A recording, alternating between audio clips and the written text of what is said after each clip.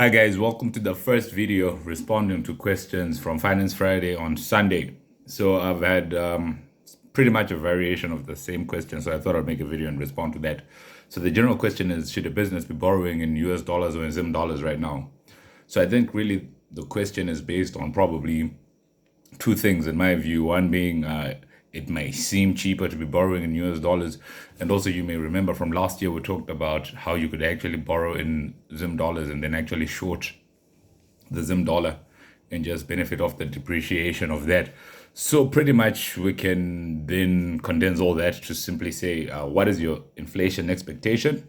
And what is your expectation around movements in the exchange rate between the US dollar and the Zim dollar? So before we really decide on how you're going to borrow, maybe we need to look at the basics of borrowing. So generally when you borrow, you need to borrow in the currency that you're going to generate the money that you're going to be repaying. You also need to borrow for the same amount of time as the project you're funding, and whatever project you're funding needs to be able to carry the cost of borrowing. So pretty much if you're doing that more or less, then all your risk is now associated with the business processes and not your financial engineering or whatever else it is. And then the assumption is that your business risk is pretty much fine because, well, you're good at what you do or whatever. Yeah, but then there are pretty common violations to the basics. Like for instance, you consider multinational companies, they borrow in one jurisdiction, push money to another. One company borrows and then that money is used in another company. Sometimes when you borrow, those things are not allowed. But generally that is motivated by some entities being able to borrow more than others at a cheaper cost.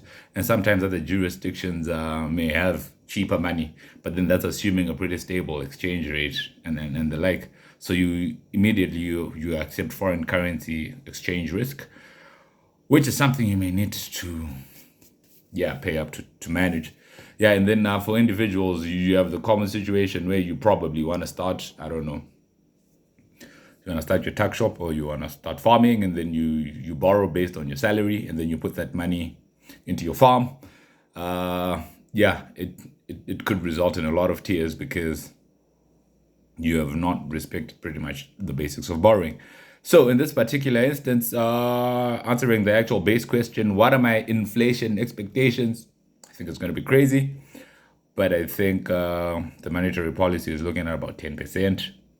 Which would mean that the difference between that and the prime lending rate has a lot to do with probably the marginal rate of substitution of spending money now or in the future, which is generally higher in an uncertain environment, I think. And also, trying to generate a proper return.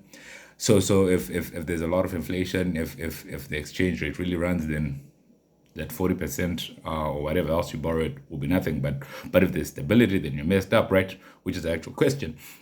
So if you're not too certain and not too confident about your forecasting of inflation and exchange rate movements, you're better off sticking to the basics. Borrow in a currency that you're going to be generating the cash flows in. The project you're funding should be able to carry the cost of that borrowing, and the tenure should be as close as possible to the tenure of the project.